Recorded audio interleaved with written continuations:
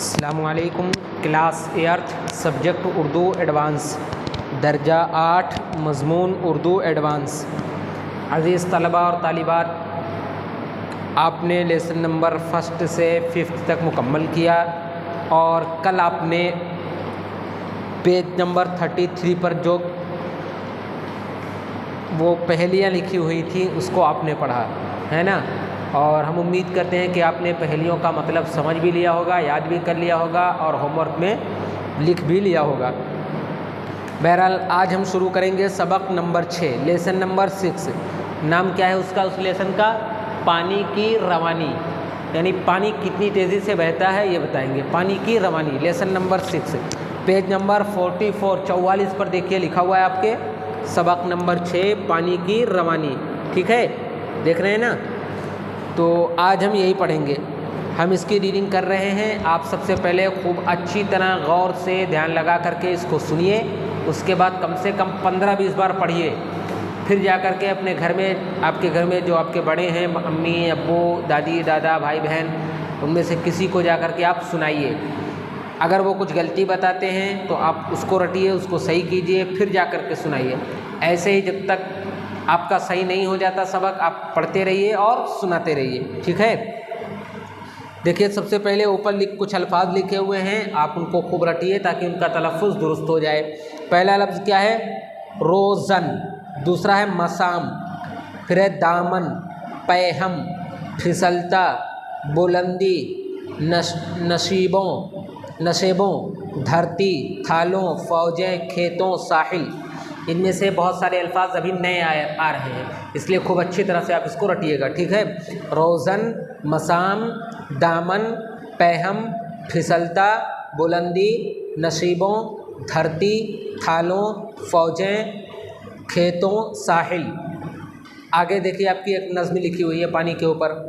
गर्ज देखिए अब ये पानी चला, उछलता हुआ और उबलता हुआ, अकड़ता हुआ और मचलता हुआ, रवानी में एक शोर करता हुआ, रुकावट में एक ज़ोर करता हुआ, पहाड़ों के रोज़न ज़मी के मसाम, यह कर रहा हर तरफ अपना काम।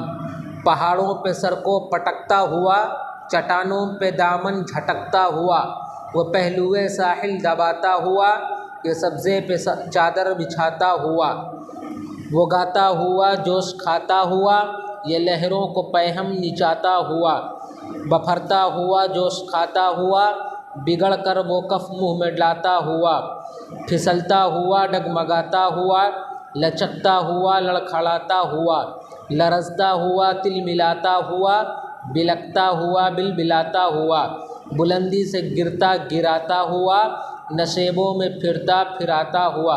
उसके बाद हमारी कॉपी में ये पेज निकला हुआ है ना। नीचे वाला मिसरा हमारी बुक के अंदर नहीं है, आप अपनी बुक से देख करके उसको पढ़ लीजिएगा। अगला मिसरा है अटकता हुआ और मुड़ता हुआ, वो खेतों में राहें कतरता हुआ, ज़मीनों को शादाब करता हुआ, ये थालों की गोदों को भरता हुआ, वो धरती पे एहसान धरता हुआ, लपकता हुआ दनदनाता हुआ, संभलता हुआ और छलकता हुआ, चमकता हुआ और झलकता हुआ, हबाबों की फ़ौजें बढ़ाता हुआ, यूं ही अलगर्द है ये पानी रवां, बस अब देख लें शाइरो नुक्तदा। ठीक है, पानी के बारे में बताया कि वो चलता कैसे, कूदता हुआ, लुढ़कता हुआ, इधर उधर तोड़ता कूड़े करकट बटोरता हुआ, इस तरह से चलता है। ये नज़्म किसने कही है? अकबर इलाहाबादी ने। आगे देखिए लिखा हुआ है यहाँ पे, अकबर इलाहाबादी। तो इसको आप खूब अच्छी तरह से पढ़ लीजिए और घर में किसी को सुनाइए, सुना करके सारी गलती इसको दुरुस्त कीजिए। आगे अल्फाज और मानी लिखा हुआ है। अल्फाज और मानी में आपको 2 काम करना है। पहला काम तो पूरा अल्फाज और मानी अच्छी तरह से इसको होमवर्क में साफ साफ राइटिंग बना करके लिखना है, चाहे जितने पेज में आ जाए। दूसरा काम इसमें पूरा अल्फाज और मानी अच्छी तरह ज़ुबानी याद करना है। ठीक है, तो टोटल आपके पास 3 काम हो जाएगा। पहला काम पूरे लेसन की रीडिंग करना अच्छी तरह से, दूसरा काम अल्फाज और मानी होमवर्क में लिखना, तीसरा काम अल्फाज और मानी ज़ुबानी याद करना। देखिए लिखा हुआ है, माना याद कीजिए। रवानी माने बहाव, शोर करता हुआ यानी आवाज़ करता हुआ, गर्ज माने मुख्तसरन रुकावट, रुक के ठहराव, ठहर जाने की हालत, रोज़न मसा माने छेद, झरोके, दराड़। साहिल माने किनारा, चट्टान, मिट्टी, बालू, कंकर से बना हुआ ज़मीन का उभार। सब्ज़ा माने हरियाली, घास। लहरें माने मौजें। पहम माने लगातार, डगमगाना माने लड़खड़ाना, कांपना माने लरसता हुआ, बुलंदी माने ऊंचाई, नशेब माने गहरी जगह, उतार, मुड़ता हुआ यानी घूमता हुआ, राह कतरना यानी रास्ता बदलना, शादाब करना, सैराब करना या होना। उसके बाद शोर, दनदनाता हुआ मतलब ज़ोर शोर से आगे बढ़ता हुआ। हबाब माने बुलबुला। फ़ौजें माने फ़ौजें मुराद ले सकते हैं। यूं ही माने इसी तरह। शायर माने शेर कहने वाला। नुक्तादा माने बारीकियां ध्यान में रखने वाला, हर्फ गिर। तो इसको आप पूरी जिम्मेदारी के साथ मेहनत से आप काम कर लीजिएगा, ठीक है। बाकी इंशाल्लाह इसके बाद अस्सलाम वालेकुम।